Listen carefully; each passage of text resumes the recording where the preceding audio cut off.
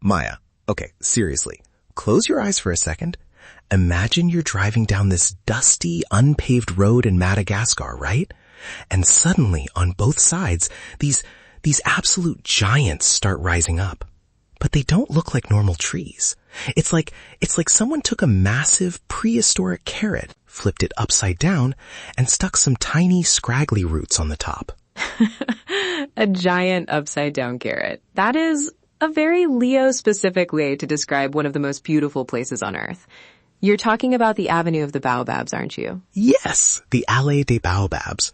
I was falling down a rabbit hole looking at photos last night, and I couldn't stop. It's 30 meters of straight, smooth trunk before you even hit a single branch.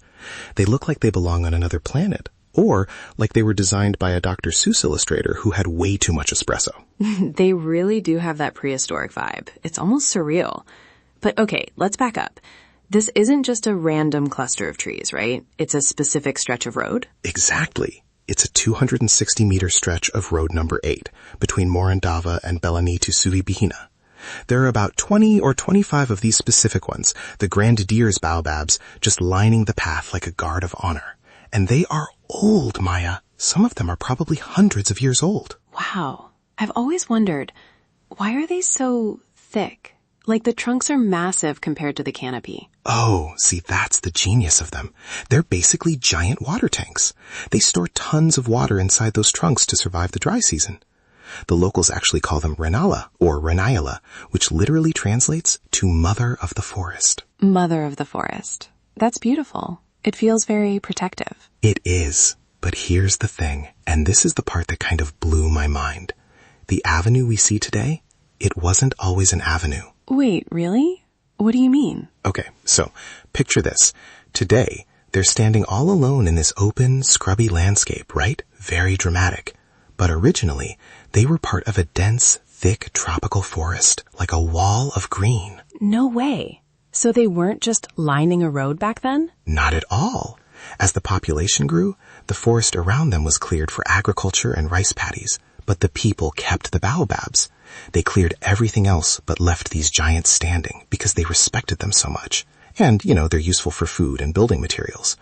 So the avenue is actually a ghost. It's the last remaining skeleton of a forest that doesn't exist anymore. Wow. It's a bit bittersweet, isn't it? Like they're the survivors. It makes those sunset photos you see everywhere feel a lot more profound. They're standing as witnesses to what used to be there. Right. It's like they're the elders of the landscape. And speaking of being profound, have you heard about the Baobab amoureuse? The baobabs in love? I think I've seen a picture. It's 2 trees twisted together, right? Yes. They're about 7 kilometers away from the main avenue. There are different species of baobab, but they've grown around each other, literally spiraling like they're hugging. And the legend behind them is just...